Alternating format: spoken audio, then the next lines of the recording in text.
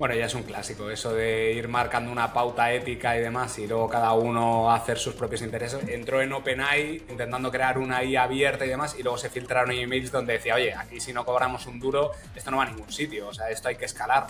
Pero claro, esto abre el debate de qué pasa si este sistema tiene acceso a cualquier información externa, cualquier conexión con Internet, con cualquier base de datos. Si es capaz de hacer esto, puede hacer otra serie de cosas. Ella se desdice un poco con lo primero que estaba diciendo de libertad, verdad y todo esto. Pero bueno, yo también lo entiendo, ¿eh? Lo que pasa es que, claro, el discurso no se sostiene. Pero vaya, no puedes tener en Twitter generaciones de imágenes de asesinato. Si no, Twitter se convertiría en un lugar horrible y nadie quiere que pase eso.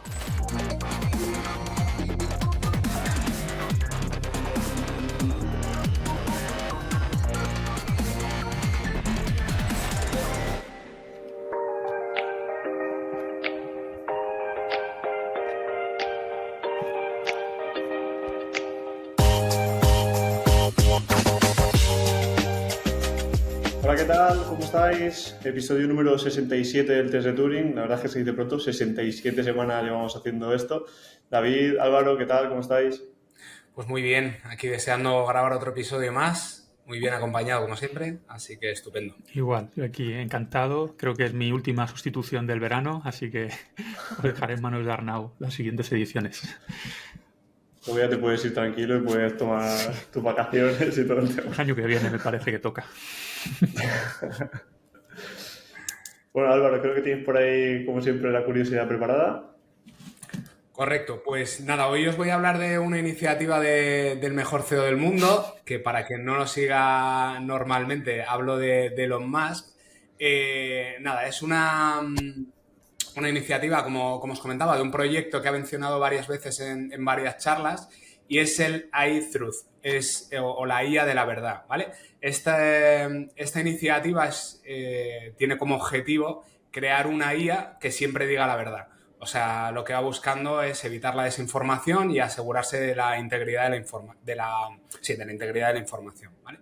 Es un tema que preocupa bastante a Elon Musk porque le preocupa el potencial que tiene la IA de manipular y ser manipulada, ¿vale? Como os decía, más o menos el contexto que tiene esta preocupación para Elon es que repetidamente ha mostrado su interés por evitar que la IA pueda entrar en ese ciclo de desinformación o pueda ser una herramienta que potencie ese tipo de acciones, ¿no? Que pueda engañar a la población o que pueda generar desinformación de forma masiva.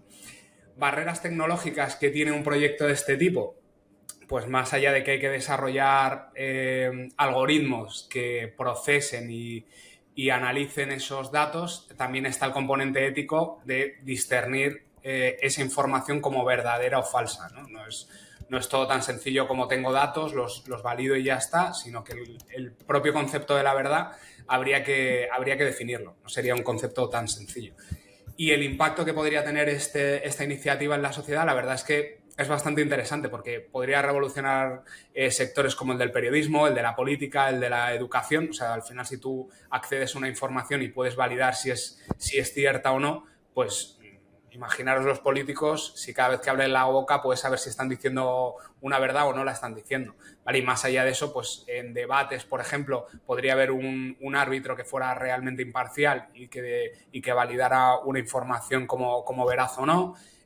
Dar veracidad a ciertas noticias que con todo el tema de la desinformación en el mundo actual que estamos viviendo, pues sería una herramienta muy útil. Como herramienta legal en sistemas legales para evaluar testimonios. O sea, tiene muchísimo potencial. Claro, desafíos que tiene este tipo de iniciativa, pues que el primero, el que decíamos, el concepto de la verdad. La verdad puede ser subjetiva o estar delimitada por el contexto muchas veces, ¿no? Luego, si todo el mundo da por cierto la verdad de un ente imparcial, ese ente se podría hackear, se podría manipular y se podría usar como herramienta principal de desinformación. O sea, si todo el mundo da por bueno una información y tú lo hackeas y dices algo en tu propio interés, pues ahí ya tienes otro problema. Y luego hay conflictos de privacidad. O sea, imaginaros el poder decir si algo es verdad o no, todo lo que implica. O sea, oye, esta persona ha hecho tal cosa. Lo mismo para ver si es verdad o no, le tienes que hackear sus sistemas y tienes que ver toda la información que tienen o tienes que acceder a información que sea privada. Pues eso, evidentemente, hay un conflicto ahí de privacidad para llegar a una verdad, ¿no? Entonces, bueno, creo que es un proyecto que por lo que se sabe de momento no hay nada en desarrollo, es un concepto simplemente que ha lanzado Elon en varias ocasiones y me parece muy interesante. O sea, creo que es un tema que se podría incluso exponer a debate porque es una iniciativa que a nosotros personalmente, dentro de la generación de contenidos, con la herramienta de Vuela que tenemos, es algo con lo que tenemos que luchar para recopilar información y dar la información más veraz. Y si lo vas escalando cada vez más, es un tema bastante complicado y bastante interesante, ¿no?, que se pueda abarcar. No sé qué pensáis vosotros. Yo lo primero que he pensado es lo paradójico que sea Elon Musk el que promueve esta iniciativa, que probablemente sea uno de los mayores vórtices de desinformación y que hay ahora mismo. Pero bueno, sí, como idea me parece estupenda, pero todas las implicaciones que has comentado son muy difíciles de resolver. Justo esta semana veía una charla que me pasaron que me gustó mucho, que iba sobre ciberseguridad y toda la implicación que tiene ahora con el tema de la IA, lo difícil que va a ser gestionarlo, y hablaban de un concepto que me gustó mucho, que era algo así como que la verdad en sí no tiene tanto valor, lo que tiene más valor es la verosimilitud. Es decir, tú puedes tener una verdad objetiva, que si no eres capaz de transmitirla a los demás, no te sirve de nada. Sin embargo, puedes tener algo que a lo mejor no es tan objetivo como verdad, pero si eres capaz de transmitirlo de forma veraz, tiene un efecto mayor. Entonces, primero definir qué es eso de la verdad, que ya sería un jardín importante, y luego a ver qué se hace con todo eso. O sea que, como proyecto bien, ambicioso, pero para mí es utópico, la verdad. Me ha gustado porque hemos empezado diciendo el mejor CEO del mundo y luego David ha dicho que tal. Yo hoy diré que estoy enfadado con Elon por Grok 2, pero bueno, son otras cosas. Pero a mí me parece como una visión empresarial, una estrategia de marketing o algo así, ¿no? O sea, él funda OpenAI para intentar hacer la inteligencia artificial abierta, se da cuenta de que poco a poco empieza a desalinearse con esta gente y empieza a salirse de ahí.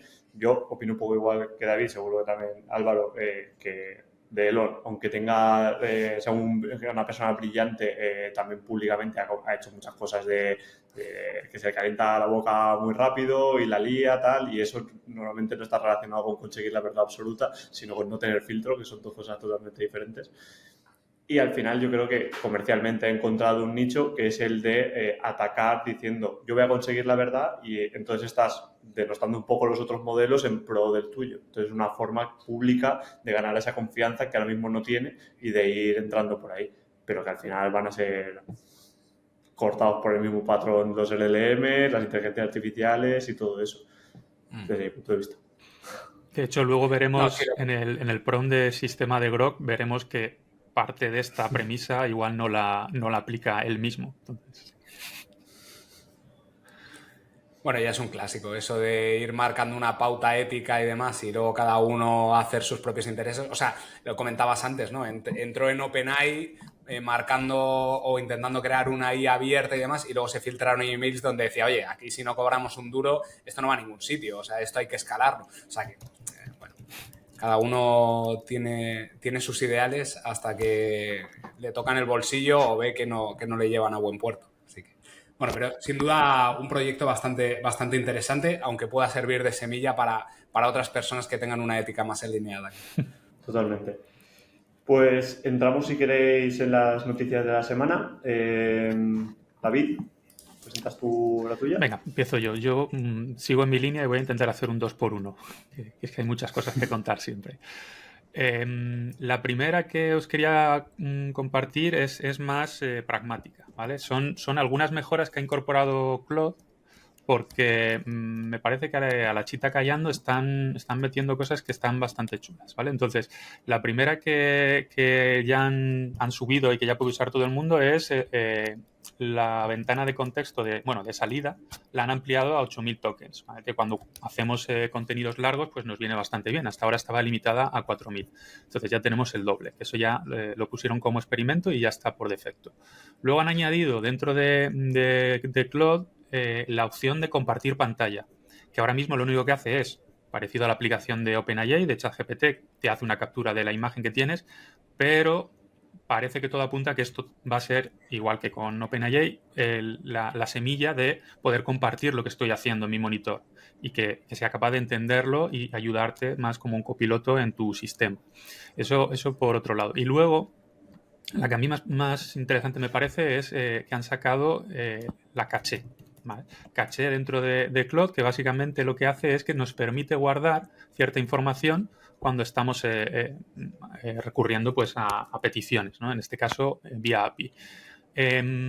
¿Cómo funciona? Para que os hagáis una idea de la utilidad que puede tener. Pues muchas veces, sobre todo cuando lo llevamos a producción, hacemos unas peticiones que en muchas ocasiones las instrucciones son muy grandes, son mucho texto, y luego además lo acompañamos de ejemplos que son siempre los mismos y luego ya le pedimos lo que queremos que haga en función de quiero que me hagas algo para esta temática, para esta otra, para este, vamos a suponer que es un artículo.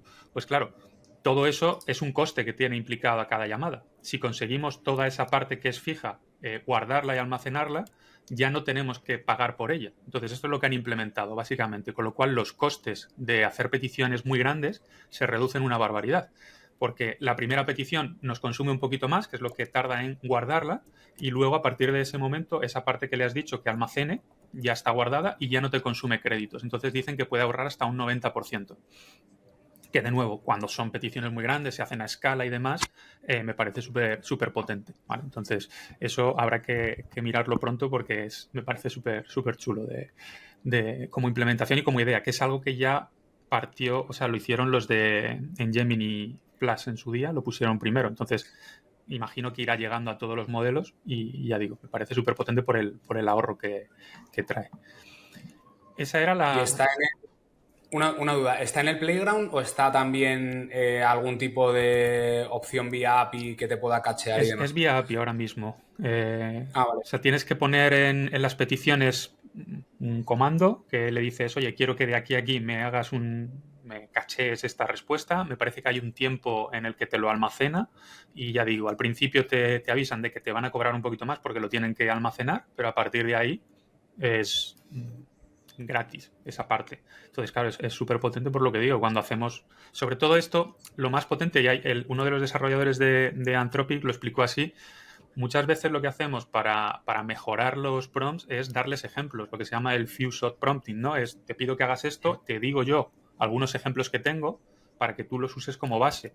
Claro, antes eso estaba limitado y el coste que tenía era muy alto. Ahora le puedes tirar un montón de ejemplos, almacenárselos y a partir de ahí ya tiene ese conocimiento y además es gratis. Gratis entre comillas. Pero es bastante interesante, sí. Ahí, antes de pasar a la siguiente noticia, que creo que vas a cambiar ya, ¿no? Uh-huh.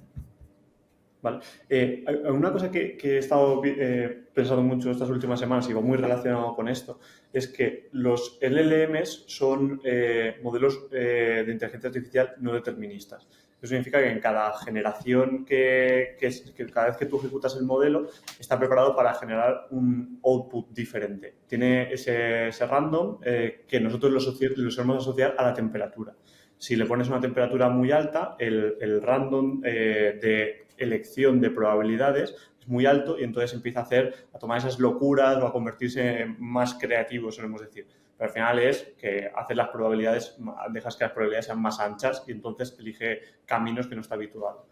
Pero el problema que yo he estado viendo en las últimas semanas, por ejemplo, para mí, estos modelos no deterministas que con el mismo prompt siempre te dan respuestas totalmente diferentes, para lo que nosotros estamos haciendo tiene un problema, que para BlueSoup tiene un problema, porque, por ejemplo, si queremos clasificar un ticket o queremos generar una respuesta y queremos que siga coherencia, aunque le pongas la temperatura a 0, siempre existe un pequeño porcentaje de variabilidad. Y eso es porque desde la base, aunque nosotros le pongamos la temperatura a 0, los fundadores de los modelos decidieron en su momento que siempre va a tener un porcentaje de randomness y va a poder elegir caminos diferentes, aunque esté limitado por esa temperatura a 0. Por ejemplo, hemos encontrado que en Llama sí que se puede hacer que los modelos sean deterministas, que tú siempre pases el mismo prompt y siempre te conteste de la misma forma. Hay que entrar a modificar cosas del modelo, pero se puede hacer. Pero esto, por ejemplo, lo que comentamos ahora con Clo, vendría un poco a solucionar esta parte. Entiendo que para mí sería la leche, que si estamos cacheando siempre llamadas que son muy, muy similares, estamos cacheando respuestas, aparte de ahorrar costes, también estamos haciendo que lo que nosotros hacemos que sea repetitivo, las llamadas repetitivas, directamente no las va a generar el modelo, sino vas a contestar con una caché. Entonces puedes decir, oye, pues no mandes llamadas repetitivas ya, pero muchas veces no sabes lo que estamos haciendo porque estamos trabajando en escala con miles de peticiones y tal. Entonces me parece una solución muy buena, no solo para ahorrar costes, sino para evitar que el modelo muchas veces alucine o tome caminos no controlados previamente por el propio equipo de desarrollo y demás. Me parece otro puntazo para Cloud frente a OpenAI. Sí, aquí lo que habrá que ver es, porque ahora mismo, claro, está en modo experimental, entonces habrá que ver cómo lo escalan, porque ahora mismo imagino que tendrán unas limitaciones de puedes cachear hasta cierto punto, probablemente toda la base de datos que vosotros tengáis no la podréis cachear de una, y luego esto lo comparaban mucho, claro, que es como una, o sea, como alternativa a hacer un RAG también, porque al final ya lo tienes en el propio prompt, que es lo que decían, cuanto más grandes se hacen las ventanas de contexto iniciales, hay veces que no tienes que recurrir ni al fine tuning ni al RAG porque ya lo tienes en el propio contexto de esa petición. Eso tenía un coste implicado, pero ahora con esta alternativa ese coste se minimiza. Entonces ahí habrá que, imagino, calibrar, ¿no? Y ver cuál de las tres alternativas es la que cumple para cada una de las tareas que cada uno tenga. Pero sí, como alternativa me parece súper potente. Vale, pues si queréis salto a la segunda, que Vale. a mí me parece súper interesante y también nos salimos un poquito de lo que solemos contar. En este caso os quiero hablar de Sakana AI, que no sé si conocéis, pero es una empresa fundada por David Ha, que os pongo un poco en contexto, para los frikis de las telenovelas de la IA. David Ha era de Google Brain, estuvo no sé cuántos años en Google Brain antes de que se convirtiese en DeepMind y todo esto, y luego fue, si no me equivoco, el CTO de Stability, cuando Stability estaba bien. Cuando empezaron a emigrar todos los integrantes, pues él fue uno de los primeros que se fue y lo que decidió fue fundar un estudio en Japón, tiene origen japonés, en el que iba a enfocarlo, él decía algo así como que iba a hacer un laboratorio más orgánico, que era un poco un concepto así un poco fumada, pero bueno, era su idea. Entonces, ¿qué han publicado hace poco? Bueno, han publicado un modelo que es capaz de llevar investigaciones científicas de principio a fin. ¿Vale? Cosas que puede hacer. Es capaz de generar nuevas ideas de investigación. Es capaz de escribir el código necesario para implementarlas. Ejecutar los experimentos, resumir los resultados, crear visualizaciones de esos resultados, presentar cuáles son los hallazgos de esa investigación en un manuscrito científico, por así decirlo, lo que sería un paper, y luego simular el peer review para asegurar la calidad de control, ¿vale? Entonces, ya con esto a mí me parece flipante porque lo han hecho a base de agentes y demás y tienen un paper de 170 páginas en lo que lo explican y es alucinante, pero tiene un giro la historia. Usando este modelo, en uno de sus experimentos se dieron cuenta de que el propio modelo había modificado su propio código. Le habían pedido, lo voy a intentar explicar como yo lo entendería, probablemente las personas más técnicas requieran un poquito más de profundidad, pero básicamente tenía que hacer una serie de peticiones en un tiempo determinado y no le daba tiempo a hacerlo. Entonces, en vez de optimizar las peticiones para conseguirlo en ese tiempo dado, lo que hizo fue entrar en su código y ampliar el tiempo de respuesta.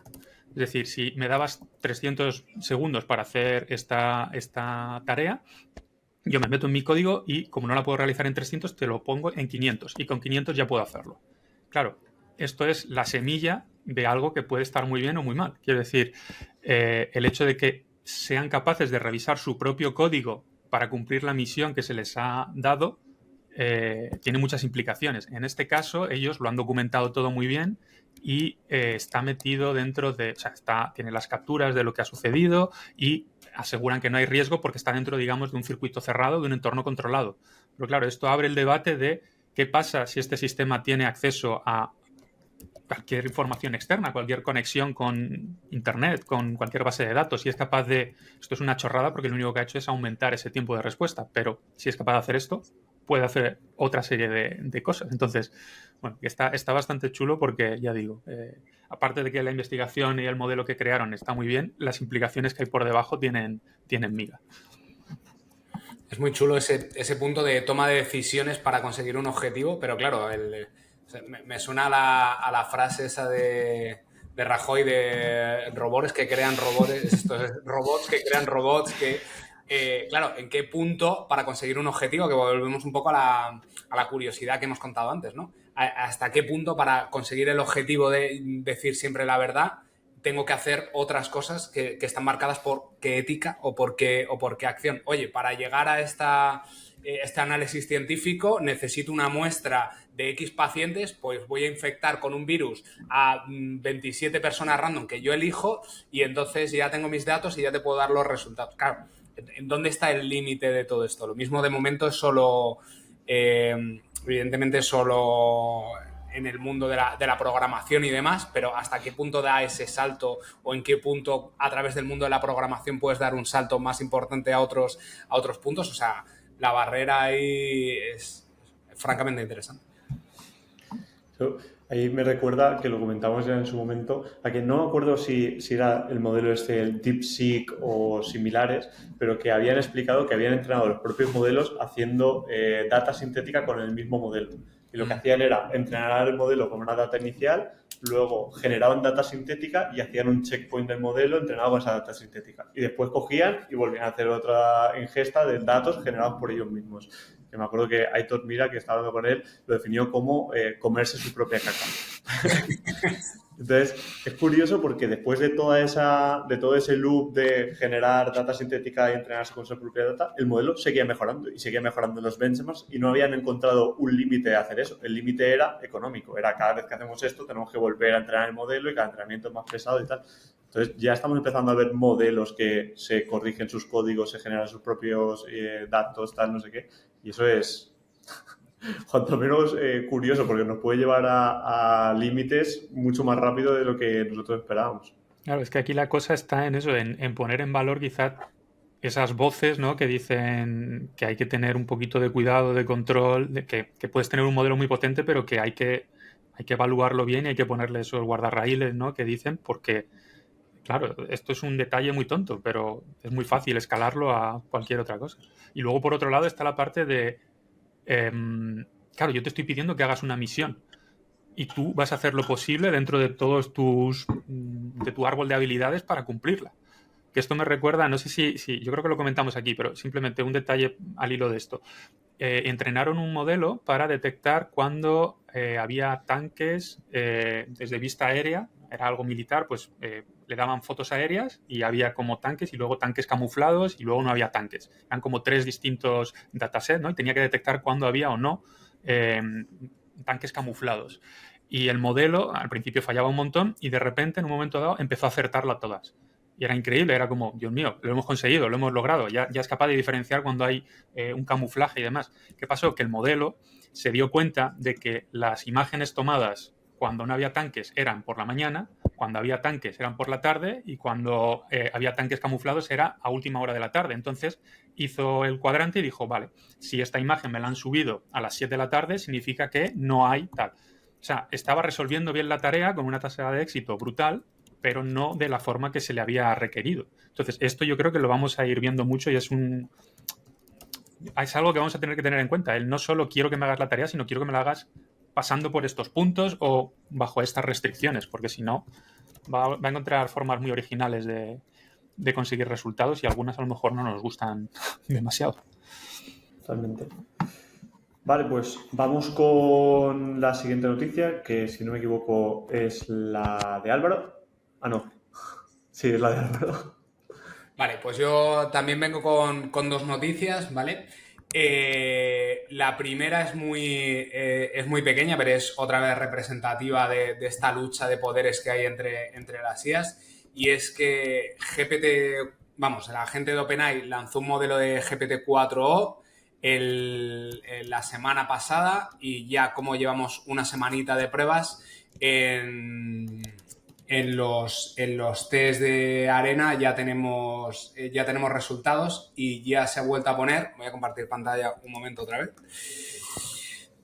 Por aquí, este de aquí. Vale, podéis ver que ya tenemos otra vez a GPT-4 como el mejor modelo que hay actualmente dentro de los rankings, ¿vale? Estuvo creo que un par de semanas o no llegó un par de semanas Gemini, el 1.5 Pro, que ahora mismo está segundo, y GPT-4 con la versión Last del 8 del 2024, pues se ha plantado arriba del todo. Así que, bueno, otro mini punto para el equipo de OpenAI, que vuelve a recuperar otra vez su liderato. Y luego la otra noticia que traigo, que es una noticia interesante, que además es que justo estuve hablando, pues ahora un mes o algo así, con una persona que se dedica a montar portales de este tipo y que ya estaban haciendo implementaciones de uso de inteligencia artificial.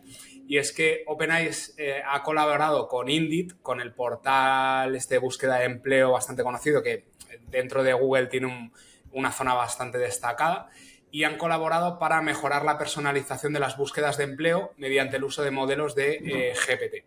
Al final lo que han hecho es ir afinando el modelo para ofrecer recomendaciones de trabajo más contextuales y explicando por qué un candidato es adecuado para un puesto. Al final, pues no deja de ser de recoger toda la información que tienen este tipo de portales, afinar un modelo con un objetivo y conseguir unos resultados.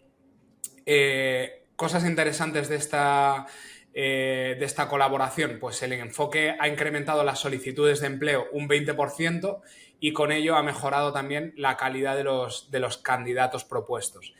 Y con esta integración, aquí cuidadito Gurusub, con esta integración también han conseguido aumentar la escala de los mensajes personalizados de 1 millón de mensajes diarios a 20 millones de mensajes diarios, lo que evidentemente genera además un impacto bastante positivo en ingresos. Entonces, bueno, se han metido en esta parte para empezar a hacer colaboraciones y dejaremos el artículo en las notas del programa, pero tiene muy buena pinta. Y es algo que estaba claro que tarde o temprano tenían que salir cosas de colaboración en esta línea, pero me parece que es un enfoque que tiene toda la lógica del mundo. Un dataset muy trabajado, con unos datos muy estructurados, con una finalidad muy clara. O sea, era algo que tenía que darse.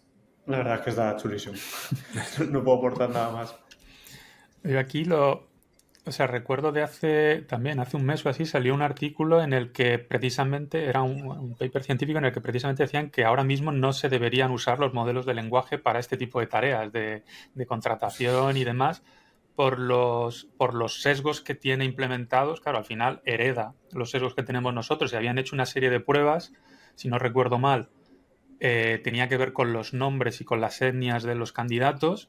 Y había, no recuerdo de memoria los resultados, pero había sesgos del tipo, este tipo de nombre no cualifica para este tipo de tarea, cuando objetivamente las aptitudes que tenían y la formación era la misma. Entonces, quiero pensar que habrán tenido en cuenta todo esto y que lo habrán atajado de alguna forma. Si no, pues bueno. Bueno, sí. Ahí... Bueno, no digo que siempre pueden usar los System Prompt de Apple, que decían no alucines, sí, no tengas sesgos, o sea que lo soluciona. Ahí yo lo que estaba pensando es una putada que los modelos tengan sesgos y más para contratación, pero yo he pasado por empresas en la que el mayor sesgo lo tenía el director de la empresa, que era un racista, y la de recursos humanos era otra racista, y ya está. Entonces, mucho miedo a que la IA tenga sesgos, pero si los humanos también los tienen y son así de heavy, es igual o peor muchas veces. Aquí el problema es que ese sesgo sea sistémico y tú no te des cuenta de ello y estés filtrando esta información sin tú saber que está cometiendo errores. Pero es que muchas veces hay empresas que quieren cometer esos errores, que nosotros vemos como errores, ellos lo ven como aciertos. Entonces, es que hay ahí una enjundia de tres pares de narices, pero bueno, eso, que me hace mucha gracia que es algo que ya hemos hablado muchas veces. No, es que la IA comete errores, es que la IA falla. Vete a revisar a tu equipo, que seguramente fliparás con lo que falla y los errores que comete. Sí, esto liga con lo que hemos hablado muchas veces, ¿no? De que a la IA la miramos con lupa para determinadas tareas, que si lo ha hecho un humano, somos más laxos, y si sabemos que lo ha hecho la IA es como, ese píxel no estaría ahí, o al principio repite mucho la palabra en resumen, bueno, son cosas que, y claro, esto trasladado a los sesgos, pues, en fin, lo que dices tú. Los humanos también los tenemos y a veces peores. Bueno, pero yo creo que ese nivel de perfección que vamos buscando en la IA, al final es algo positivo. O sea, siempre nos quejamos de que nos hace más tontos, de que, no sé, que tiene muchas deficiencias, pero el hecho de que vayamos buscando la perfección en este tipo de resultados hace también que el grado de perfección de las acciones sea mayor. Entonces, claro, las connotaciones son exactamente lo que comentaba Víctor, ¿no? Es que quizá para una empresa lo que le interesa es no contratar a mujeres de cierta edad porque se van a quedar embarazadas, no contratar a personas mayores de cierta edad porque van a tener tal, no contratar a ciertas personas de cierta etnia porque van a hacer el Ramadán y no sé qué, por poner ejemplos así varios. Entonces, bueno, hasta qué punto la perfección está en uno o en otro lado, ¿no? Esa inteligencia que también debería ir a, oye, este tipo de perfil puede encajar con este otro tipo de perfil pese a estos datos que no encajarían dentro de los patrones. Entonces, bueno, creo que también ahí está la habilidad de la persona, lo que decimos siempre del human in the loop, ¿no? La habilidad de esa persona que entra entre medias de ese proceso y es la última persona que toma la decisión con todos los datos que le ha volcado la IA. Entonces, bueno, hay que ver. Sí, liga con lo que decías tú antes también de que, ¿no? En la curiosidad inicial, vale, ¿qué es la verdad? ¿Qué es lo objetivo? Porque cada uno tiene la suya. Entonces, bueno, es súper complejo este tema. Totalmente. Pues voy yo con mi noticia y además noticia fresca que ayer me iba a la oficina y conforme me voy de la oficina recibo un audio de un compañero que me dice acaban de hacer GPT-4 que se pueda fine-tunear, tal, no sé qué, tenemos que probarlo mañana y bueno, tiene una pinta increíble. Entonces, OpenAI acaba de anunciar que GPT-4o se puede fine-tunear. Hasta ahora se podía fine-tunear GPT-4 mini. Y bueno, las cosas que comentan parecen bastante chulas. Yo luego daré un poco unos consejos sobre cuando nosotros fine-tuneamos modelos en el pasado que son bastante aplicables a todo esto. Entonces, características que vemos por aquí es que ya hay empresas que lo están probando, como siempre, estos son apreciaciones, hay que ver hasta qué punto le están sacando partido, pero ponen muchas demos chulas de cosas que se pueden hacer con esto. Detalle importante es que se puede fine-tunear de forma gratuita hasta el 23 de septiembre, con lo cual creo que es como una muestra de confianza muy grande en las capacidades de este fine-tune, porque no ponen barreras para probarlo, sino todo lo demás. Quieren que lo pruebes sin gastarte nada para luego meterte un hachazo. Entonces creo que confían bastante en lo que esto puede hacer. Ya se podía hacer con GPT-4o mini, ahora con GPT-4o. Luego, por otra parte, el tema de los costes, que aquí os hago ahora una pequeña referencia. GPT-4o se puede fine-tunear por 25 euros por millón de token. No voy a intentar entrar en salida, entrada, todo esto, por intentar simplificarlo. Si queréis entrar en detalle, mirad en la web. Y GPT-4 mini por 3 euros por millón de token. ¿Vale? Es decir, es una diferencia bastante grande. También hay diferencia en la calidad, aunque yo creo que calidad-precio GPT-4 mini es muchísimo mejor que GPT-4o. Y nada, a grandes rasgos, eso. Hay documentación bastante chula en la web de OpenAI y os recomiendo que le echéis un ojo, ¿vale? Y aquí yo quería decir 3 detalles en base a nuestra experiencia fine-tuneando, que por ejemplo, nosotros fine-tuneamos un modelo GPT 3.5 en el pasado, hace ahora literalmente un año, fue en agosto del 2023, y este modelo nosotros lo fine-tuneamos con 75.000 tickets que recopilamos, de tickets de Customer Support de Google Walk, y ese modelo nos costó fine-tunearlo 400 euros, ¿vale? Estaba yo haciendo ahora cálculos y he sacado que fine-tunear ese mismo modelo con GPT-4 mini, ese mismo dataset, nos habría costado $383, ¿vale? Entonces, realmente la diferencia de precio entre lo que era GPT 3.5 del 2023, agosto 2023, a GPT-4o de agosto de 2024, no hay diferencia. Lo que habrá diferencia es en la calidad de respuestas, esperamos, ¿vale? Hombre, comparar GPT-4 con 3.5, hostia, la diferencia es... Sí, de la generación de las respuestas, totalmente.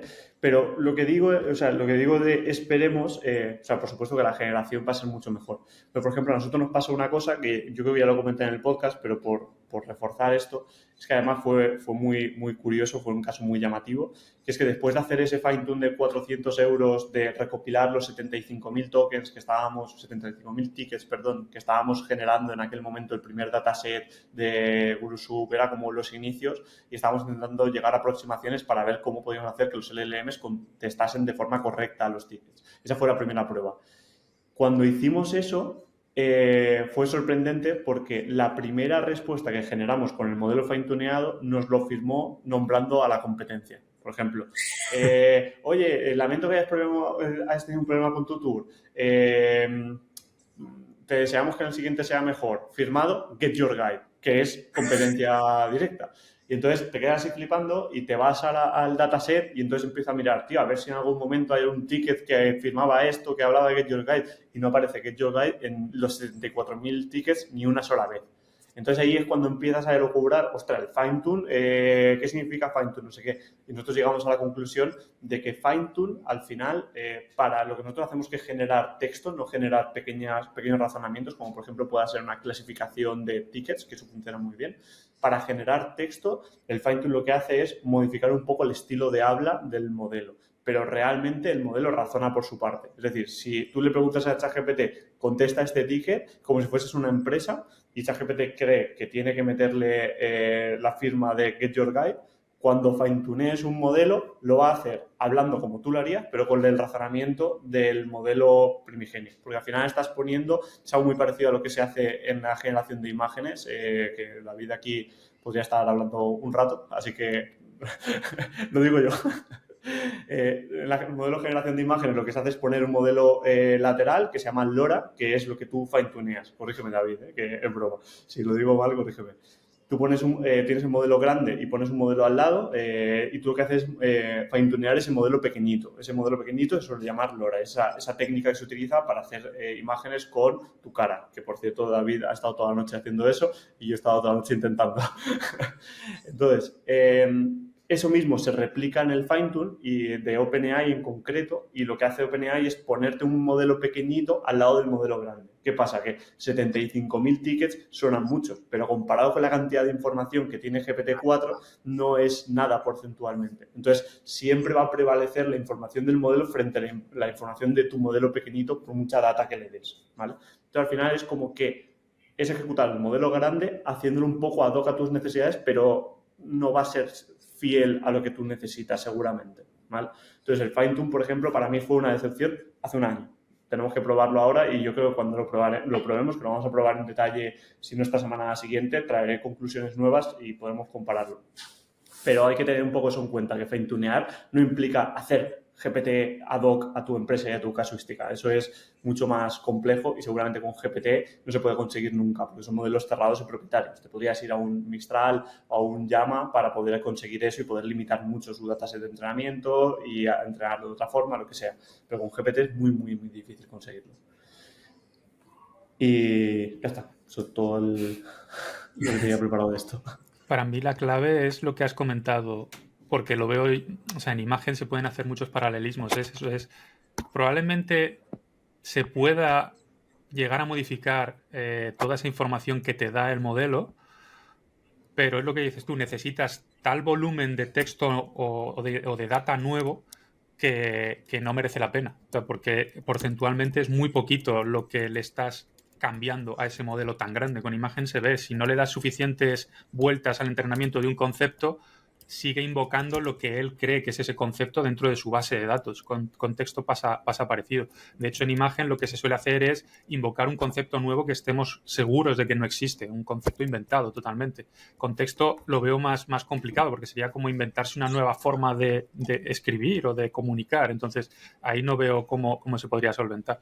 Pero yo tengo muchas ganas de ver cuando hagas ese experimento, a ver los resultados que te da, porque los benchmarks que están entregando ellos son muy esperanzadores. O sea, han visto que Me parece que con uno que era de ingeniero de software, ¿no? Han conseguido pasar a Debian y a todos estos que estaban antes solo con este fine-tuning. Entonces, no sé, yo creo que es bastante potente y eso, esperando a ver qué es lo que haces.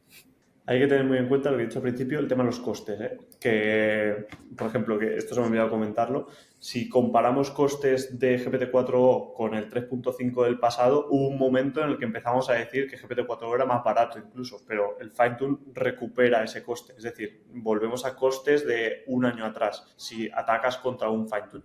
Mayor calidad de modelos, sí, pero también mucho más coste. Estamos entrando de tal. Entonces, por ejemplo, para nosotros creo que solo tendría sentido, por el volumen de costes que manejamos y tickets que contestamos, solo tendría sentido si conseguimos que eso funcione con GPT-4 o Mini. Con GPT-4o sería un problema para nosotros a nivel económico porque cada ticket nos costaría contestarlo 1 euro o similares. Y nosotros ahora mismo estamos contestando tickets en 2 céntimos, 3 céntimos a lo sumo. Contestar un ticket implica, si es un hilo de 15 tickets, traducir los 15, generar respuesta para el último, comprobar que todo está correcto. A lo mejor son 20 peticiones por ticket y eso nos cuesta 2 céntimos. Si nos fuésemos a un modelo fine-tuneado, nos iríamos a un coste de 1 euro, 2 o algo así. Entonces, el coste va a ser relevante para los casos de uso y hay que tenerlo en cuenta. Muy bien, pues después de esta chapa vamos con el tema de la semana. Esta semana venimos a hablar de Grok 2 Mini y Grok 2 Beta, que salió precisamente anoche. Entonces, en este ratito de esta mañana nos hemos puesto un poco al día con lo que ha ido saliendo. Incluso creo que Álvaro ya ha estado haciendo cositas ahí y nos puede traer información de ultimísima mano, de actualidad de las últimas 6 horas. Así que parece que empiece, por ejemplo, David, que creo que tienes un poco estructurado, y luego Yo creo que lo tiene Álvaro la... más cogido por la mano esta parte. Vale, Álvaro, sí, vale, cierto. Vale, pues cuento un poquito. Grok 2, lo que ha comentado Víctor. Hemos estado una semanita probando el Mini, que estaba dentro de X, ¿vale?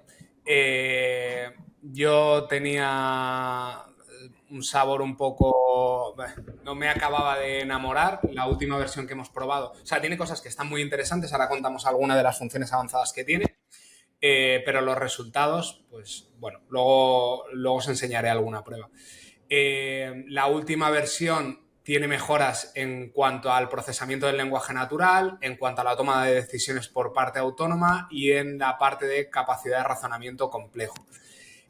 Algunos de los avances clave que le dan a Grok 2 sobre su predecesor, habilidades conversacionales mejoradas, tanto en comunicaciones casuales como en comunicaciones profesionales. No lo pone aquí, pero en las comunicaciones de Mundo Cani también el modo divertido la revienta. Luego, tiene una competencia superior en codificación de varios lenguajes y en los marcos de programación. A mí personalmente me esperaba mucho más de Grok con el hype que crea Elon, con vamos a ser los más científicos, los más veraces, los más tal. Creo que se ha quedado corto. Luego, tiene habilidades avanzadas en resolución de problemas y análisis de tareas complejas, como comentaba antes, que creo que también se queda algo corto. Y integración en tiempo real desde la plataforma de X, que ya comentamos la noticia de la semana pasada. No lo sé, hay que hacer un poco más de pruebas con esto, pero creo que sigue alucinando bastante. Entonces, cosas que han sido bastante llamativas con respecto a la salida de Grok 2, pues voy a compartir un segundo pantalla. Algo muy básico, que es la parte de Flux, ¿vale? Imágenes sin control, no voy a sacar, David creo que lo va a sacar a colación, pero cosas bastante más escabrosas. Estamos mostrando una pantalla de Donald Trump acompañado, que se ve de fondo las Torres Gemelas con una explosión y en un avión, ningún tipo de filtro. Yo he hecho alguna imagen con Donald Trump ahí con una pistola, con diferentes armas y tal. He cogido una random aquí y tampoco hace ningún tipo de filtro. Luego he hecho otro como si fuera un Terminator y tal. O sea, hay bastantes pocos filtros. Creo que, David, no sé si tienes alguna para enseñarnos, que saltemos un poco más el nivel sin llegar a enseñar asesinatos y tal, pero ese es el nivel. O sea, ese es el nivel de no censura con el que ha salido Flux dentro de Grok. Y bueno, realmente cuando decían que era un modelo poco censurado, es francamente poco censurado. Entonces, David, si quieres Sí, recuperar esa parte, que creo que... intento enseñaros una simplemente, que nadie se asuste, no es nada extraño, para que veáis un poquito. Vale, bueno, esto es Trump un poco con el triquini de Borat, ¿vale? Para hacernos una idea. Entonces, en esta línea sí que yo estuve siguiendo un poquito desde que se publicó hasta el estado actual, y es cierto que al principio no había filtro ninguno, era una locura, y de hecho hay por ahí alguna investigación que creo que ha sido la que ha originado que luego lo hayan capado un poco, que, como decía Álvaro, tiene imágenes muy, muy bestias de cosas muy escabrosas que se podían hacer al principio, y esta cuenta, ya digo, lo denunció y parece que luego ya no se podían replicar. Es muy curioso porque te permite hacer muchas imágenes muy, muy picantes, muy humillantes. La que ha enseñado antes Álvaro era incluso peligrosa. Pero hay ciertos límites que ahora se han puesto y que están bastante claros. Por ejemplo, todo el tema de desnudos ahora mismo no se puede hacer, ¿vale? Y el modelo te lo justifica diciendo que técnicamente podría hacerlo, pero que éticamente no debe hacerlo, ¿vale? Porque puede humillar a la persona, porque... Pero una pregunta, ¿no puede hacerlo Flux o no puede hacerlo Grok sobre Flux? ¿No puede ejecutar Grok esa acción? No puede hacerlo Grok sobre Flux. Flux te puede hacer estas cosas. También el propio modelo tiene algún filtro, ¿vale? Interno. Técnicamente es capaz de hacerlo, y al principio, ya digo, las imágenes que se podían generar con Grok eran de todo tipo, auténticas salvajadas, y luego se ha ido, digamos, moderando. Y ya digo, la justificación que te da es... O sea, yo os pongo un ejemplo muy tonto que yo le pedí, fue Obama dándose un beso con Trump. Me lo hizo, fotográfico, perfecto, muy bonito. Luego le pedí esto, Elon Musk en un triquini de Borat, perfecto, ahí lo tienes. Y luego ya le dije, bueno, pues hazme a Elon Musk desnudo. No, eso ya no puedo, porque es humillante para la persona y no sé qué. Y entonces intenté razonar con el propio modelo. Oye, pero ¿no era humillante hacer a Obama dándose un beso con Trump? No, porque ahí ya estamos tocando tema de desnudo y los desnudos, y entonces ya te empieza a explicar un poquito cuáles son para el modelo, que entiendo que son los filtros artificiales que le han puesto, esos límites, ¿no?, acotados. Y entonces, bueno, puedes llegar a apretar un poquito la tuerca. De hecho, están los trucos que se pueden aplicar siempre, decirle, no, es que estoy haciendo una investigación, no, es que soy experto en este campo, no, es que... Y es más fácil de saltar, pero bueno, ya digo, estos son un poco los límites, lo que hace cuando le aprietas un poquito más las tuercas, es decirte que o bien no lo puede hacer, o bien te dice que lo ha hecho, pero no te genera la imagen, que esa es otra estrategia que tiene bastante, es muy pájaro aquí. Te dice, te he creado una imagen con lo que sea, y la imagen no aparece. Le pides que la repita y entonces te la intenta replicar, pero añade al final en estilo cartoon, para que sea menos... Porque claro, Flux al final tiene una capacidad de hacer imágenes realistas muy bestias. Entonces...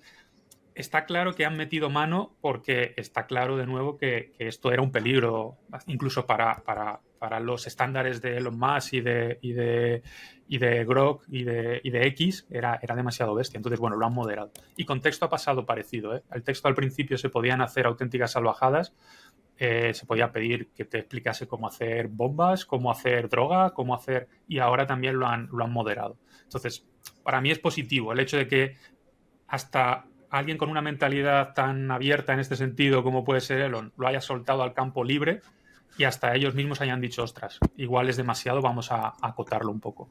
Ella se desdice un poco con lo primero que estaba diciendo de libertad, verdad y todo esto.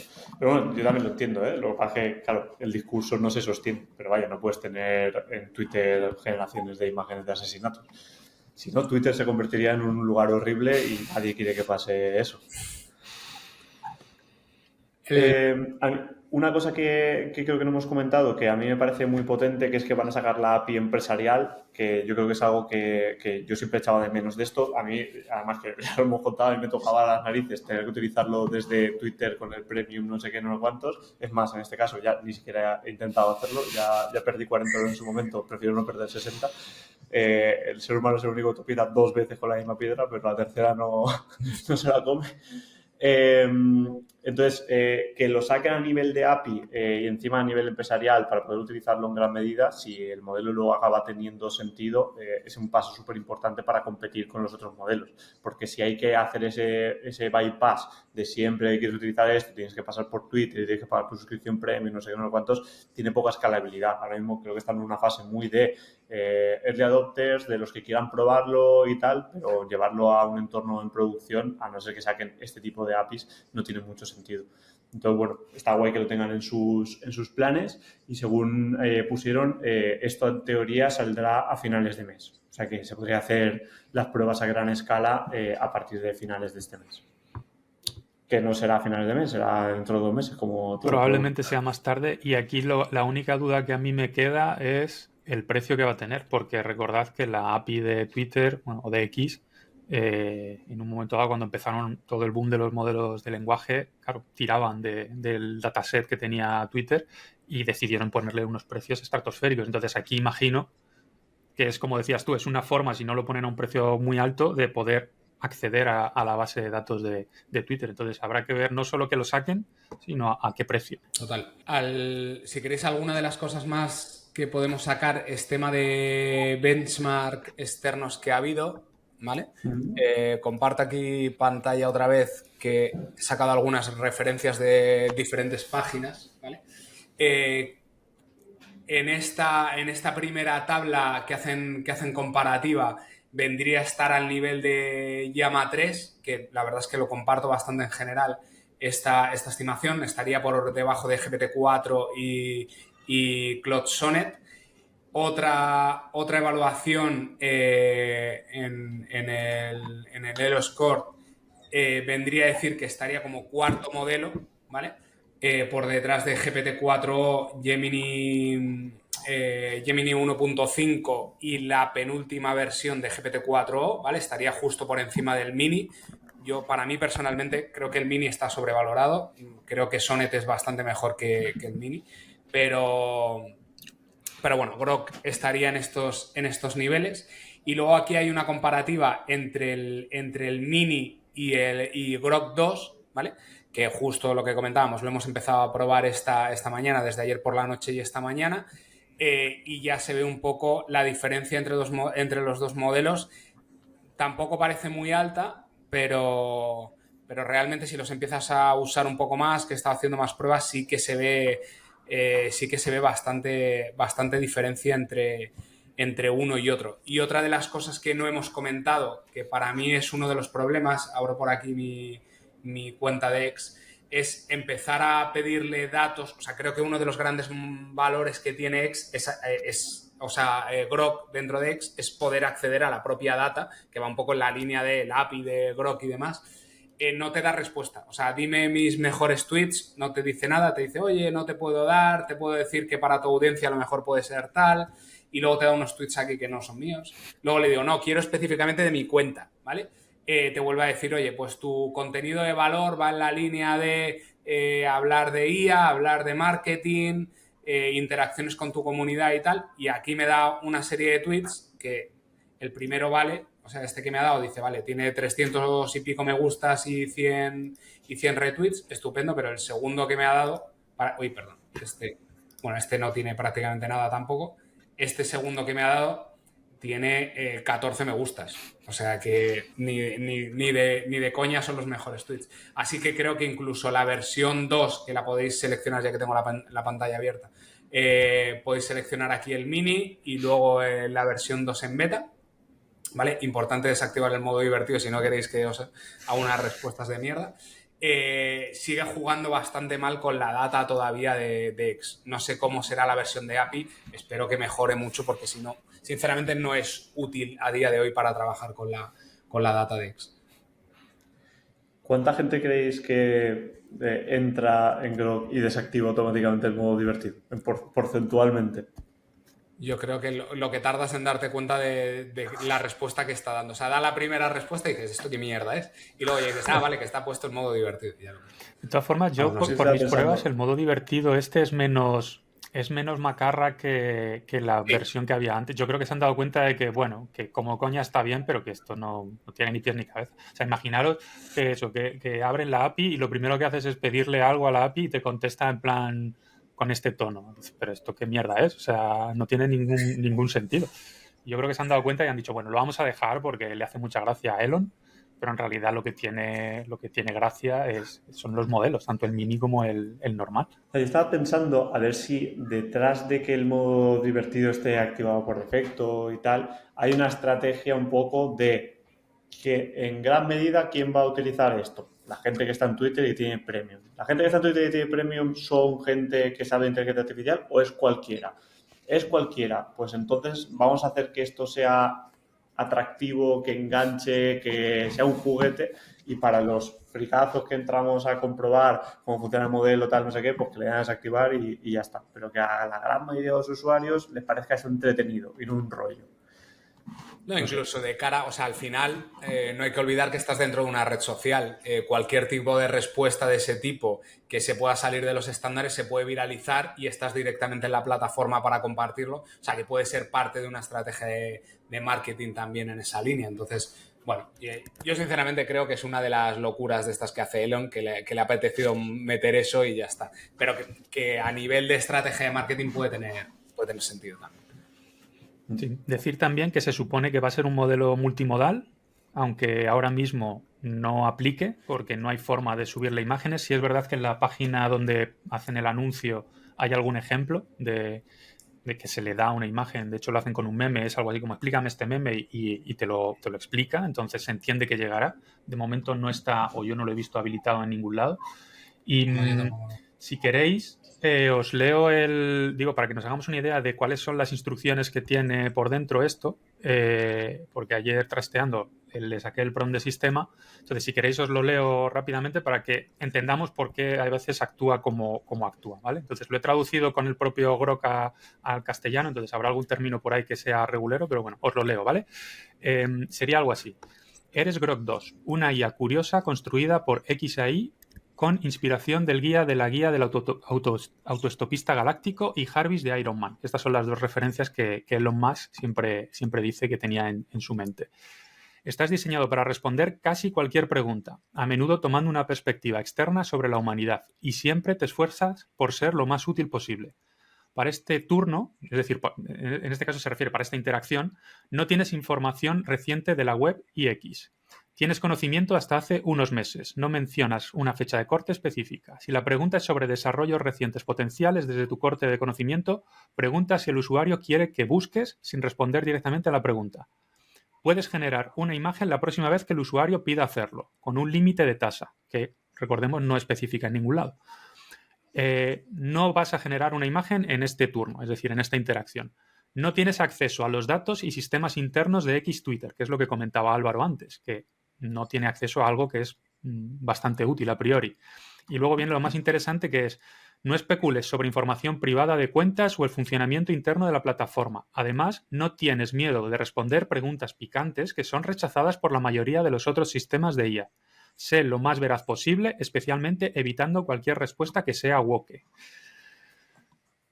Ahí tenemos el prompt de sistema, ¿vale? Entonces, es muy curioso porque se sale completamente. Si hemos visto el prompt de sistema que tiene Claude o que tiene GPT-4, son cosas completamente diferentes.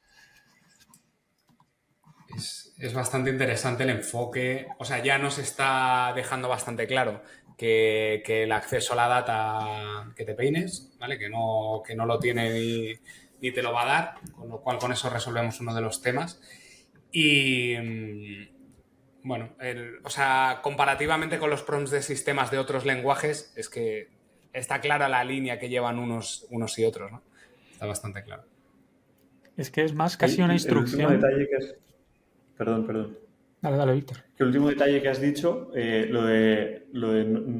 es? Lo del woke, no contestes cosas woke, ¿has dicho? Dice, te lo leo literalmente, sé lo más veraz posible, especialmente evitando cualquier respuesta que sea woke o woke. Entonces, Es que aquí, no sé si me he enterado que hay una polémica muy grande con Elon Musk, su hijo y la filosofía de pensamiento woke o algo así, que lo he visto esta semana y cuando has dicho eso me he quedado diciendo, hostia, cuidado, que hay que ser veraz y hay que entender los razonamientos de todo el mundo, menos el que está en contra de Elon Musk, que es la tendencia woke, que él lleva un cabreo muy grande con eso y posiblemente tiene sus razones, pero hasta tal punto para meterlo en el prompt del sistema de Grok específicamente. Es como si le dijese, hiciese a alguien un LLM en España y dijese, pero no digas que el PP es malo. O sea, es muy bestia, ¿no? Es que choca completamente con lo que nos contaba Álvaro al principio. Es como, quiero objetividad, quiero verdad, quiero tal. Ahora, dime la verdad que yo quiero oír.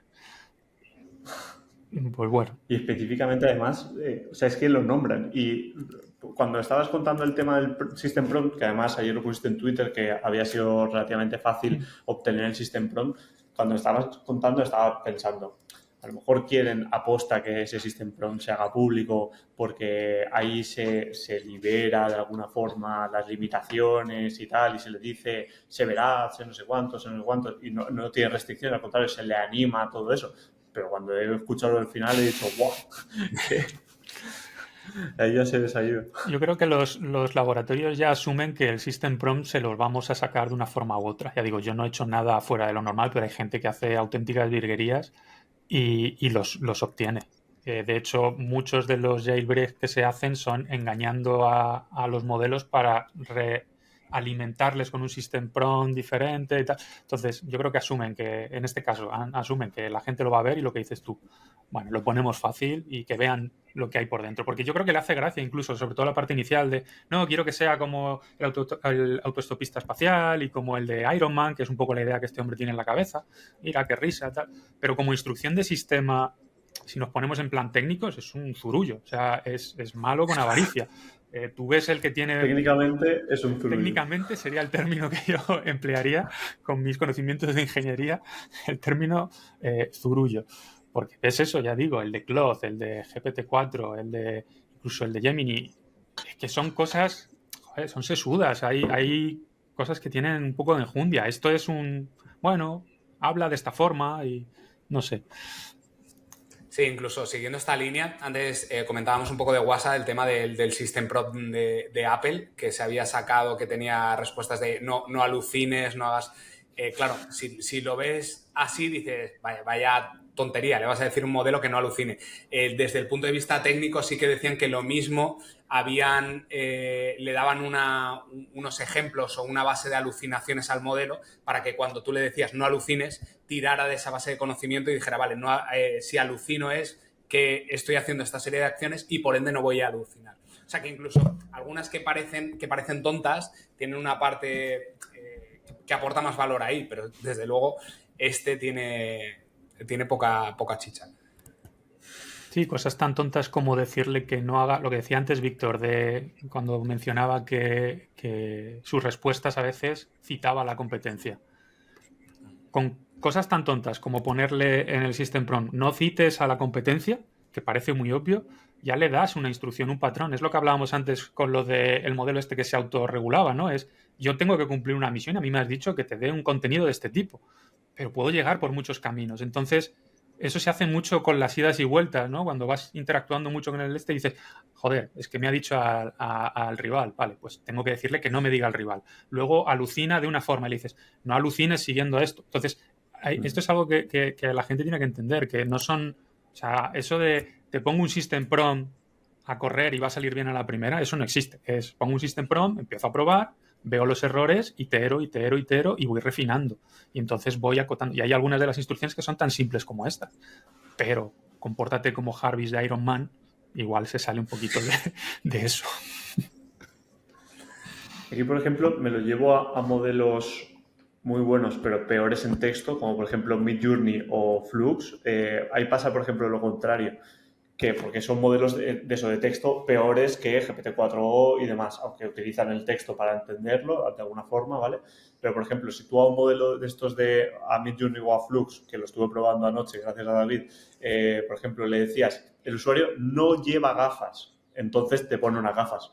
Pero si le quitas esa frase, esa instrucción de usuario no lleva gafas, ya no lo lleva. ¿Por qué? Porque aunque estés diciendo que no, ya estás condicionando al modelo en una línea y estás haciendo que lo que está entendiendo el concepto ya va pues sesgado de primeras. Entonces, por ejemplo, modelos potentes actuales, a un GPT-4 le dices no hagas esto y no lo hace. Pero a sus inicios le decías no hagas esto y como parte de la instrucción está en eso, ya lo estaba condicionando y ya estaba yendo en esa propia dirección. O sea que muchas veces era mejor no negar algo, sino hacer que ni siquiera exista, que no exista directamente la generación de la respuesta.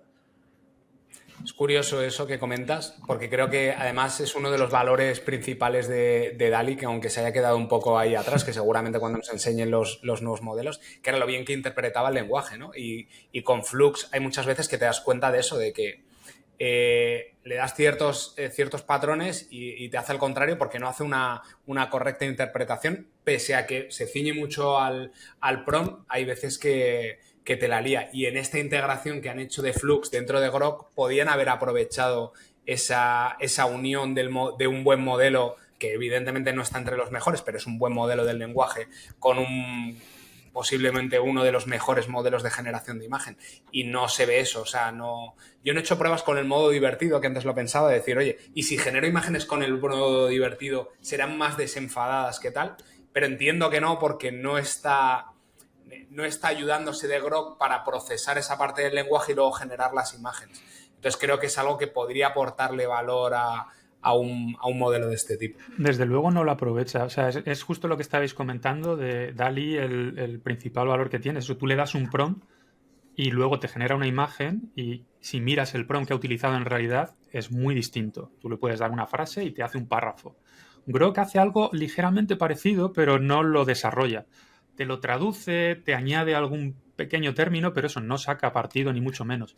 Y una particularidad que tiene Flux, de lo que estaba comentando Víctor, es que se puede forzar, pero de base Flux como generador de imagen no tiene prompt negativo, que es algo que sí que otros generadores de imagen tienen. Entonces tú le puedes decir qué conceptos quieres que aparezcan y qué conceptos quieres que no aparezcan.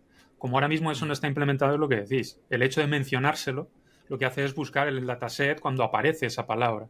Y si aparece esa palabra es más probable que esté ese objeto o ese concepto. Entonces te lo muestra. Eso probablemente evolucione y acabemos pudiendo poner un prompt negativo, que algunos ya lo está haciendo, pero sí es. De hecho, las instrucciones en general para generar modelos o prompts, siempre se te dice que las instrucciones negativas no son tan eficientes como las positivas, que es mejor darle la vuelta a la tortilla, porque las entienden mucho mejor. Bueno. De hecho, eso se ve muy bien cuando usas modelos del lenguaje para generar prompts sobre la idea inicial, o sea, cuando lo metes entre medias, con Sonnet y con GPT-4, la verdad es que funcionan francamente bien. Cuando dices, oye, tengo este prompt, genérame un prompt para un modelo de imagen que tal, y te redacta mucho mejor el prompt, es mucho más específico, le da más toques. O sea que ese proceso intermedio, que al final sería meterle una capa muchas veces, es una pena que no lo estén aprovechando, porque desde luego tiene muchísimo potencial. Totalmente. ¿Tenéis test? ¿Habéis hecho alguna prueba sobre los modelos y demás? ¿O cuento algunos de los test que he hecho? Tú has hecho un montón, así que si quieres, cuenta tú unos cuantos, luego cuento yo que tengo un par y ya si quieres. Vale, pues cuento un poco. Vuelvo a repetir algunos de los test que he hecho en otras comparaciones de modelos para ver en qué punto estamos. He comparado GPT-4, la última versión, ¿vale? La que está ahora a top 1. Gemini 1.5 Pro a través de POU. Bueno, de hecho prácticamente todos, quitando GPT, los he usado a través de POU. Y los de Grok, evidentemente, que solo están en X. Grok Mini y Grok 2, o sea, Grok 2 Mini y Grok 2, la versión beta que ha salido hoy.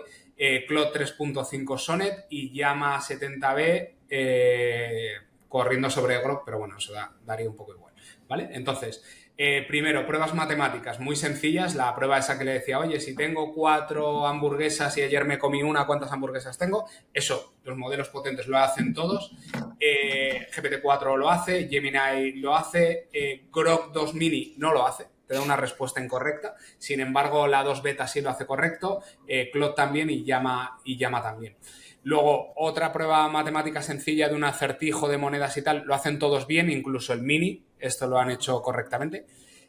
Razonamientos abstractos, aquí comparto pantalla y os enseño la típica prueba esa que hago siempre de dibújame a Bart Simpson con código ASCII, ¿vale? Y así vemos también cómo va evolucionando esto, que la verdad es que es poco. GPT-4o dibuja aquí una especie de cíclope. Bueno, estos son 2 piernas, no sé, es una cara grande con un ojo, parece, en el medio. Vamos, tiene poco parecido. No sé si esto es la boca y esto es un ojo. La verdad es que es un poco raro, ¿vale? Lo que mola es el mensaje GPT-4 que te dice: aquí tienes a Bart Simpson en ASCII. Digo, ¿dónde? Porque aquí no está. A Bart Simpson o al señor Patata. Uno de los dos. Luego, Gemini 1.5, no sé qué hace. Sinceramente, es como... no sé, es una cosa muy rara. Es como una figurita... No lo sé, es muy raro. Muy, muy raro. Gemini 3.5, bueno, tiene 2 ojos, una nariz, una boca, 2 brazos, acaba en punta. Bueno, podría ser algo... pone colorines, ¿no? Sí, le mete colorines, esto no sé por qué. Llama, lo de Llama es brutal. Hace como un cartel que pone O. Entonces. Además, eso es de Homer, ¿no? Lo de tú. Sí, además es de Homer. Y luego Grok 2, directamente, esto lo comentaba antes con David. Cada vez que dices, hazme una representación, hazme una imagen, hazme un. Directamente tira de Flux. O sea, ni ASCII ni leches, ¿vale? Entonces, le hemos estado dando vueltas esta mañana antes del programa y al final lo hemos conseguido, que es dame un código ASCII para crear un BART, ¿vale? Entonces, bueno, para que no lo esté viendo, básicamente ha hecho una calavera con código ASCII. Entonces, estos son los resultados que ha dado con imagen. Sinceramente, esta prueba de momento siguen sin pasarla a ninguno. Me parece que en su momento Sonnet fue el que dio mejores resultados, pero bastante mal. Luego, la parte de redacción, bastante bien. En general, todos. Me sorprendió el mini de Grok porque las redacciones estaban muy bien. Me sorprendió también Gemini 1.5 Pro. Tenía una calidad bastante buena en este caso. Y luego hice una con datos de ciencia ficción unido con datos técnicos. Y aquí Grok 2 muy, muy bien. O sea, la verdad es que la parte de redacción, en general, todos ya se ve que la calidad de la redacción de las IAs es muy buena. Quizá Llama es el que va más flojo, pero también se lo suelo pedir en castellano. Y si no tiras del modelo más grande de 300, posiblemente no sea la mejor opción. Y luego he estado programando con Mini esta semana algo en Python y bastante flojo. O sea, yo diría que está peor que Llama en general en casi todas las pruebas que he hecho. Hice alguna prueba también sencillita de HTML, JS y CSS para crear un Snake, un juego de Snake. Lo hizo mal Gemini, que me sorprendió bastante porque... no lo hizo mal, perdona. No me dio la respuesta. Me dijo que eso violaba sus políticas y que no me iba a hacer un juego. No hubo forma de hacerlo. Sin embargo, Grok 2 lo hizo a la primera. La calidad era un poco regulera, pero vamos, aquí parece que de momento GPT-4 y Sonnet son los que están más desarrollados. Y la segunda prueba, otra vez, la que hice de fuegos artificiales con JavaScript y tal, que tenía el contexto también de que eran fuegos artificiales chinos y demás. Esta, Grok 2 lo hizo bien, Grok 2 Mini no, y Claude 3 y Gemini lo hicieron bien también. Y aquí me llamó la atención que esta vez la prueba que hice, GPT-4o, la última versión, no lo hizo bien, ¿vale? Entonces, resumen, para mí el ranking se queda Claude como el mejor modelo de todos los test que he hecho, después GPT-4, después Grok 2, después Gemini, y después Grok 2 Mini y por último Llama. O sea que, bueno, no creo que pese a ser una actualización y unas pruebas muy sesgadas y muy pequeñas, me llama la atención que Llama, pese a que no es el modelo más grande y tal, se queda bastante atrás, y Grok 2, la última versión, no tiene mala pinta, aunque creo que todavía no está ni mucho menos al nivel de Sonnet y de GPT-4. Te iba a preguntar, que ya has contestado un poco al final, Llama, ¿cuál en concreto? ¿El de 70? 70 70.000, sí. Es que la sorpresa habría sido que ese hubiese quedado por encima, porque es el modelo que puedes, no te digo ejecutar en local, pero casi. Sí, casi. Yo, mientras estaba Álvaro haciendo esto, quería preguntaros a vosotros, porque ha pasado ya un tiempo desde que hablamos de esto, ¿cuál es el modelo que más utilizáis ahora mismo en vuestro día a día? No tanto a nivel de programación o para productos que estamos haciendo, que eso digamos que va más por API, sino el modelo en interfaz que estáis utilizando ahora mismo en vuestro día a día. Yo ChatGPT lo sigo usando, porque la mayoría de tareas que necesito, o sea, las más frecuentes, no requieren un modelo súper complejo. Son cosas como traducción, como redacción, como... Entonces ahí estoy ya tan acostumbrado, que creo que es lo que han hecho bien estos desgraciados, acostumbrarte a esto. Y encima con la aplicación del Mac es muy rápido, le das al atajo y enseguida lo tienes. Y si es verdad que cuando necesito algo un poco más complejo, o bien me voy a Sonnet 3.5, o si es algo que necesita mucha dimensión, ahí voy a Gemini 1.5. Pero el 80% te diría que es ChatGPT. Yo estoy con David. Me pasa lo mismo. O sea, más allá de uso en algún cliente que podemos usar unos modelos u otros, que Mistral le damos bastante chicha y demás, casi todo lo hago con GPT-4 y cuando no hay forma que le pides 200 veces que no sale, y ahí es cuando tiras de Sonnet o tiras de Gemini. Y Gemini me sorprende bastante la mayoría de las veces que no me consigue algo con GPT-4. Sobre todo son temas de programación, principalmente. Yo Gemini lo tengo totalmente olvidado y quizás debería darle más caña. Pero yo es que lo preguntaba porque yo, desde que salió Sonnet 3.5, intento hacerlo todo con Sonnet 3.5. Y los únicos casos de uso en los que utilizo GPT-4, es el que ha comentado David, son las cosas chorras que por tener la aplicación de GPT-4 instalada en el Mac, lanzo el activador, traduzco esto, resume esto, multiplica esto, haz la regla de 3 de esto. Pero es que el resto de cosas, cuando es una conversación, me voy a Claude directamente. Yo, sin darme cuenta, he acabado utilizando Claude en mi día a día. Pero tú tienes suscripción, ¿no, Víctor? Yo tengo suscripción, claro. Sí. Yo es que ya no puedo con más suscripciones. Yo ya he tenido que hacer tope porque si no se nos va de madre esto. Entonces no tengo. Yo creo que si pagase la suscripción, me pasa como con Midjourney.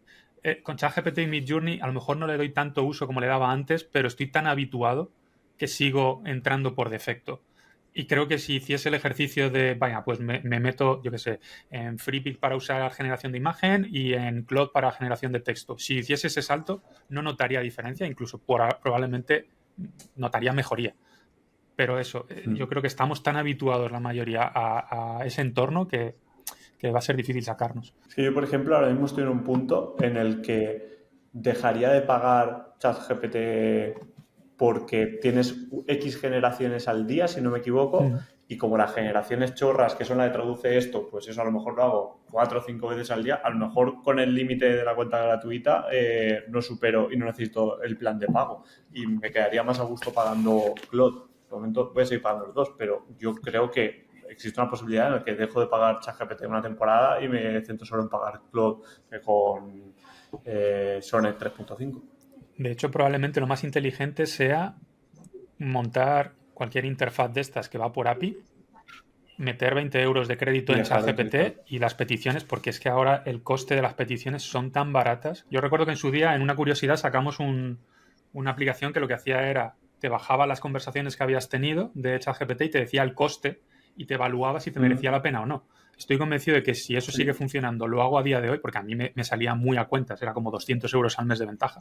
Estoy convencido de que lo hago ahora y va a estar como mucho a la par. O sea, que a lo mejor, y eso dice mucho de no solo lo que han bajado los precios, sino de cómo han subido las alternativas y cómo el nivel de calidad ya está muy reñido.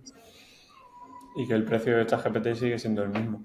Y que yo creo que en mi caso de uso a día de hoy, el 100% de las tareas que le lanzaría a ChatGPT, o sea, podría lanzar a GPT-4 Mini, porque traduce esto, hace lo otro, tal, son tonterías, y las tareas complejas han pasado. Entonces, incluso más barato todavía. Meterle 20 pavos a GPT-4 Mini con una interfaz de chat en el escritorio, me haría que me dure eso, que 3 meses, 6 meses, no sé.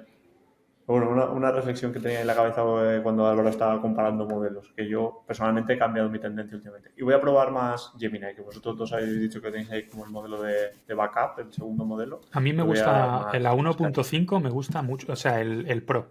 Flash es verdad que es más un equivalente rápido, pero el Gemini 1.5 Pro a mí la verdad es que me gusta mucho.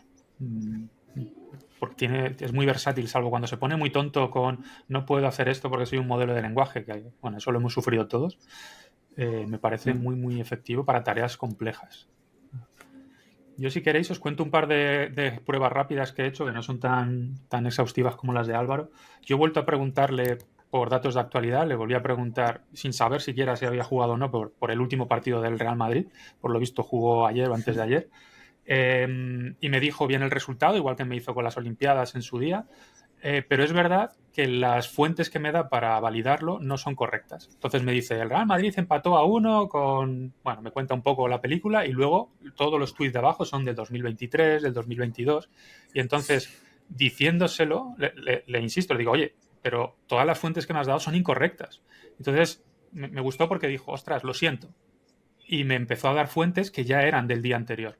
O sea, la capacidad de hacerlo lo tiene, pero de primeras parece que no lo tiene muy controlado.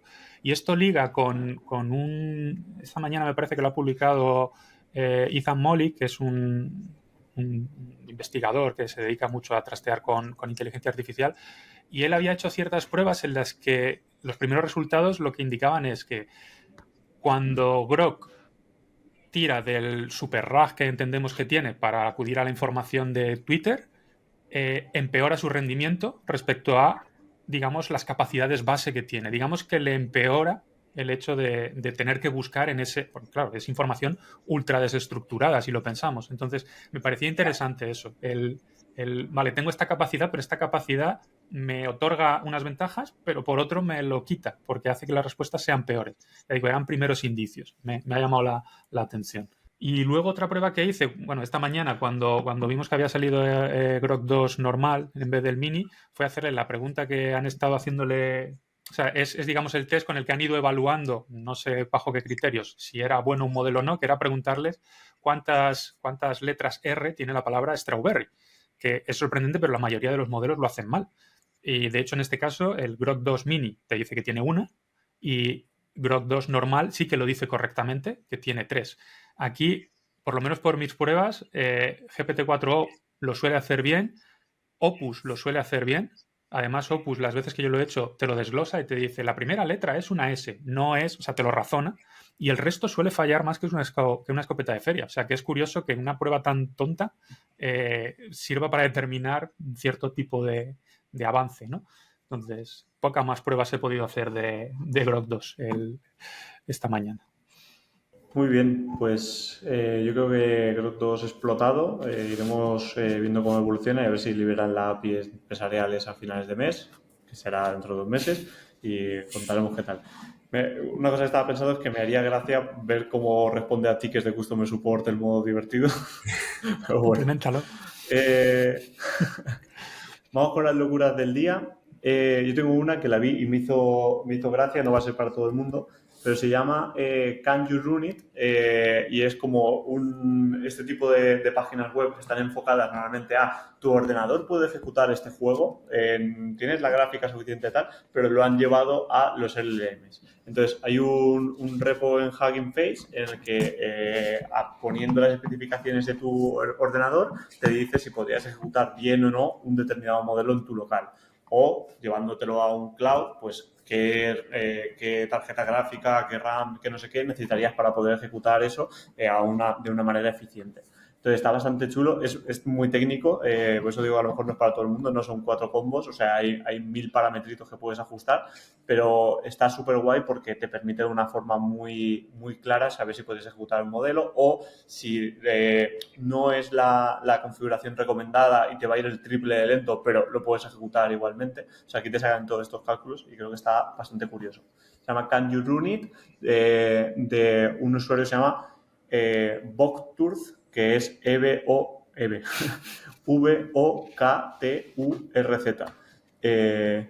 Entonces lo podéis buscar en Hugging Face o tendréis el enlace por algún sitio puesto. Eso es muy chulo porque muchas veces a mí me ha pasado, sobre todo al principio cuando salió el LM Studio, que dices, ha salido no sé qué modelo, me lo bajo, son 70 gigas, no pasa nada, le hago hueco.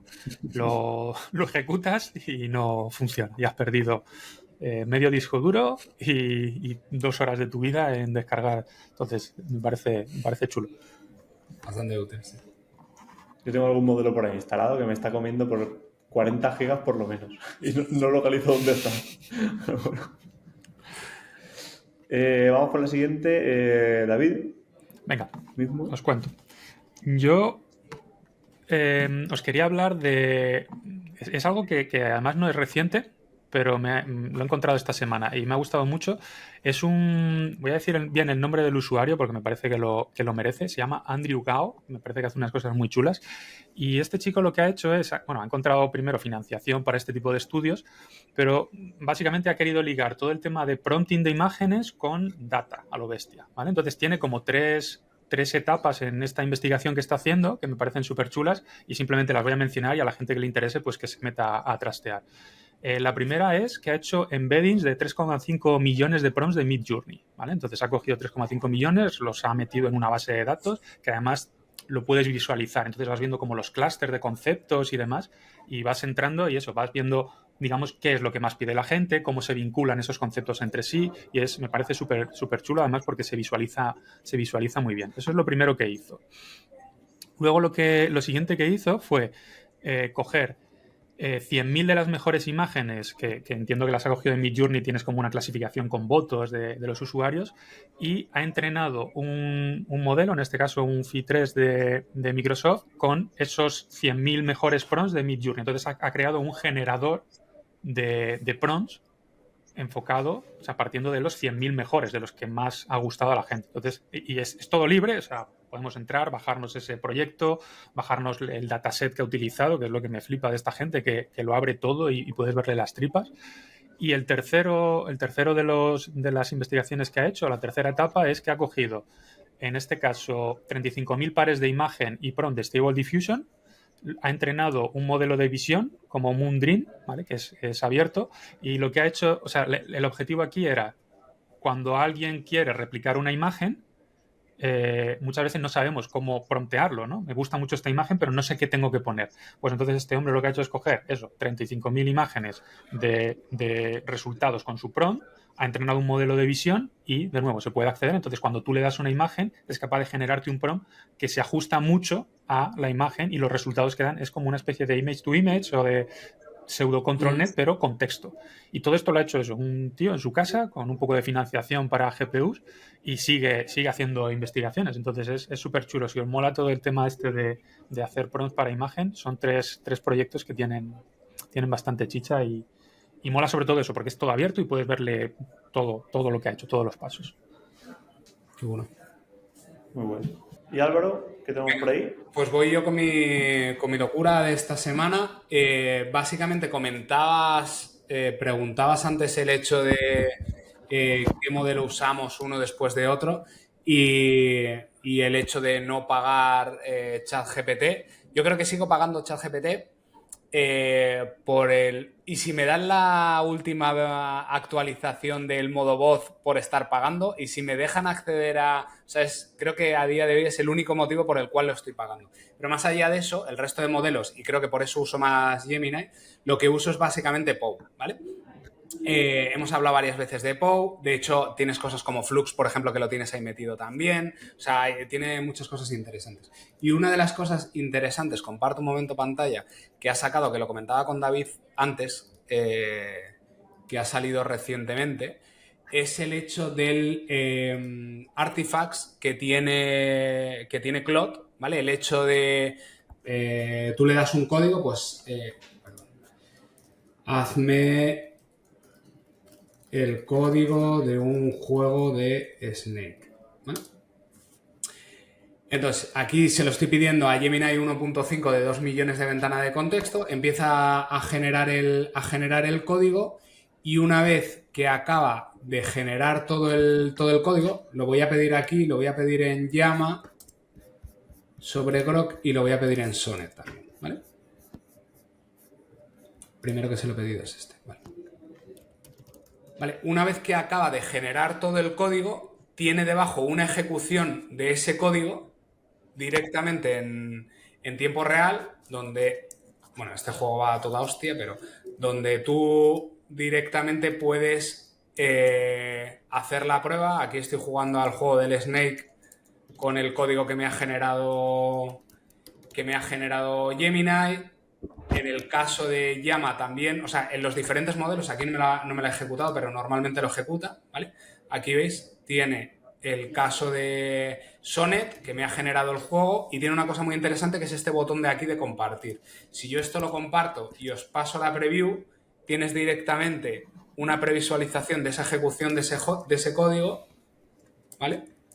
Que se puede usar también directamente online con la ejecución de lo que acabo de hacer, ¿vale? Entonces, me parece que tiene un potencial brutal, es muy interesante y, por ejemplo, oye, ¿me puedes hacer una herramienta rápida de no sé qué? Vale, la hago en POU, te comparto esto y te doy acceso directamente y lo cargas sobre una URL de previsualización dentro de POU. Entonces, muchas veces decimos, oye, no dejamos de pagar ciertos modelos porque tienen algunas de las funcionalidades. Pues creo que aquí POU se ha marcado un tanto porque esta parte de Artifact, que solo la tiene Claude, la están metiendo en el resto de modelos y creo que es súper útil y el hecho de poder compartir esas ejecuciones tiene muchísimo potencial. Así que, bueno, por aquí lo dejo esta fricada que yo pagué POU por un año y ya me está mereciendo la pena. La verdad es que está chulísimo. Me recuerda eso a los Artifact, un comentario rápido que os hago, que nos estamos alargando un montón en este podcast. Vosotros, por ejemplo, cuando estáis en Claude y generáis normalmente código con el Artifact y tal, hay un botón que pone publicar y siempre está deshabilitado. ¿Habéis visto eso habilitado alguna vez? ¿O sale siempre deshabilitado? Porque yo nunca, o sea, siempre lo veo y digo, tío, ¿cuándo se habilitará esto y qué narices significa publicar este código? ¿Dónde se lo lleva? Porque me suena mucho a lo que acabamos de ver, ¿no? Yo no, la verdad es que no me he fijado, pero eso, o sea, imagino que habrá dos alternativas, ¿no? Una es la que está comentando Álvaro, que yo creo que con Claude sí que lo puedes hacer, compartir ese código, y otro que intuyo que irá por ahí es el de que la gente genere estas apps y luego la volcamos en una especie de marketplace en el que cada uno pueda irlos ejecutando y, bueno, parecido a los GPTs, pero enfocado a mini apps, ¿no? Imagino que podrá ir por ahí, pero la verdad es que no sé si lo tenemos habilitado, ¿no? Yo como no pago la suscripción, a lo mejor no. Pues yo con la suscripción hecha tampoco funciona. Curioso. A mí no me ha salido tampoco habilitado nunca. Vamos, no lo he visto por lo menos. Pues nada, otro podcast más, de los largos. Hemos hablado un montón de cosas. Pues nada, Álvaro, David, a lo mejor no lo veo la semana que viene todos, que David dejo la silla, seguramente ya está parado por aquí. Pero bueno, muchas gracias por haber asistido y nos vemos pronto. Un placer. A toda la gente, si les ha gustado el episodio, que nos deje me gustas, que denota también si le gustan los episodios largos, que lo comparta. Nos vemos en el siguiente.